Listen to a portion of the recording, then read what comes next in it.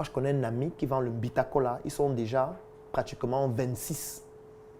Et ils font des marges par jour de 120 000. Je parle de marge, pas de chiffre d'affaires. Quand ils ont fini de vendre leur Mbitakola, ils ont enlevé toutes les charges. Il reste en une journée 120 000. Ça veut dire en 10 jours, 1 200 000. Ça veut dire en un mois, plus de 3 millions de Mbitakola. Ils ne vendent que dans les péages, exclusivement. Donc parfois, vous passez au péage, vous voyez les gens disent Mbitakola, Mbitakola, vous vous moquez d'eux alors qu'eux, ils font 3 millions de marge par mois. 3 millions. 3 millions de marge. Et ce que vous devez comprendre, et je l'ai déjà expliqué dans plusieurs autres formations, c'est pour ça que je ne reviens pas dessus, le taux de conversion. Quand tu es au péage avec le Mbitakola, tu as ton sachet de Mbitakola qui coûte peut-être 500. Une voiture vient, tu dis Mbitakola, Mbitakola, il n'achète pas, il passe. Mbitakola, Mbitakola, il n'achète pas, il passe. Ça ne doit pas t'émouvoir, c'est normal. Tu ne peux pas proposer un produit à 100 personnes et 100 achètent, ce n'est pas possible. Personne ne fait ça, personne n'est réussi à faire ça. Donc c'est normal. Ce que tu dois faire, c'est de calculer sur les 100 premières voitures, je vais vendre à combien de voitures. C'est ça la statistique importante. Ça veut dire, je prends mon téléphone, comme toujours, et je note. Voici la première voiture qui passe. Mbitakola, personne n'achète. Ça fait il y a une voiture. Deuxième Mbitakola, personne n'achète. Troisième Mbitakola, personne n'achète. Je fais comme ça jusqu'à la 100e voiture. Et quand ça atteint 100 voitures, j'essaye de calculer, il y a combien de voitures où on a acheté 5 voitures. Ça veut dire taux de conversion, c'est 1%. Je fais la deuxième expérience avec les 100 prochaines voitures.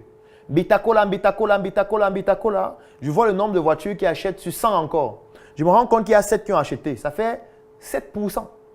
Si je dois faire une moyenne, ça va faire 7 plus 5 divisé par 2, 6% sur 200 voitures. Maintenant, qu'est-ce que je vais faire? Il faut que j'analyse toutes les voitures qui ont acheté. Très, très important. Les voitures qui ont acheté, 1, étaient quel type de voiture? 2, les personnes qui ont acheté dans la voiture, c'était des hommes ou des femmes? 3, ces personnes avaient quel âge? En fonction de ces informations, je peux savoir quel est le type de voiture à cibler.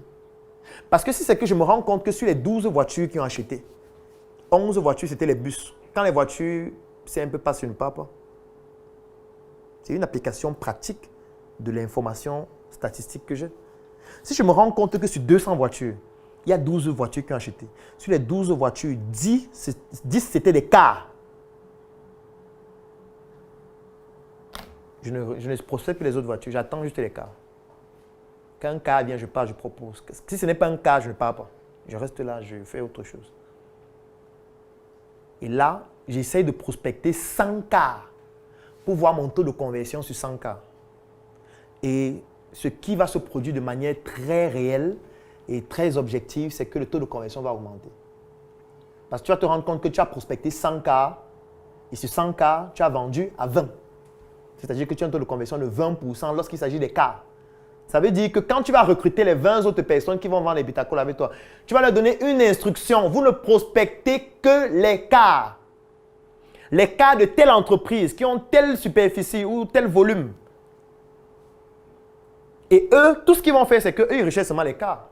Maintenant, on va essayer de rechercher les endroits où se trouve le plus ce type de cars. Ça va nous orienter sur le type de péage où on doit être. Là, on est déjà en train d'analyser le type de marché par rapport au type de produit, par rapport aux caractéristiques socio-démographiques et économiques de la cible qui achète le plus les produits. Donc, vous voyez que même la vente sur le terrain est hautement intellectuelle. Donc, si vous pensez que vendre sur le terrain, il faut être un idiot, se balader, vendre seulement, non. C'est aussi intellectuel que de programmer un algorithme informatique. C'est aussi intellectuel que d'aller à Harvard. Je ne sais pas trop. Donc, il y a de la science dans tout. Parce que si vous ne faites pas ça, qu'est-ce que vous allez faire? Chaque fois qu'une voiture va venir, vous allez dire Mbitakola, Mbitakola, Mbitakola. Ça va vous épuiser. Supposons qu'il y a un moment de la journée où les cars viennent le plus. Parce que ça aussi, il faut analyser. Peut-être les cars viennent plus entre 16h et 19h. Peut-être entre 16h et 19h, 80% des cars viennent. Ça veut dire que c'est au moment-là que tu dois vendre. En fait, ça peut même t'orienter. Ça peut faire que tu ne viennes pas vendre le matin. Ça peut faire que le matin, tu dors à la maison jusqu'à 15h. Tu te lèves à 15h, tu sors avec tes Mbitakola. Tu vends entre 16h et 18h, après tu rentres à la maison. Parce que le trafic le plus important de ton type de client se trouve à ce moment. Pourquoi donc être là de 8h à 19h30 ou 20h? Ça ne sert à rien. Mais si tu n'analyses pas ça, tu vas toujours être là chaque jour de 8h à 19h. Tu vas rentrer épuisé et fatigué. Tu vas avoir l'impression que ça ne marche pas. Oui. À 15h, tu rentres, tu laisses le marché. À 16h, tu dis que le pays est trop dur. Depuis 8h, sur le marché, 15h, il n'est rien vendu. Alors que le marché commence à 16h et finit à 18h. Pourquoi? Parce qu'on n'analyse pas. Parce qu'on ne fait pas suffisamment d'analyse pointue sur les résultats qu'on a. Et fatalement, qu'est-ce qu'on fait? On joue un jambo chaque jour. On joue un jambo avec sa vie et avec ses produits.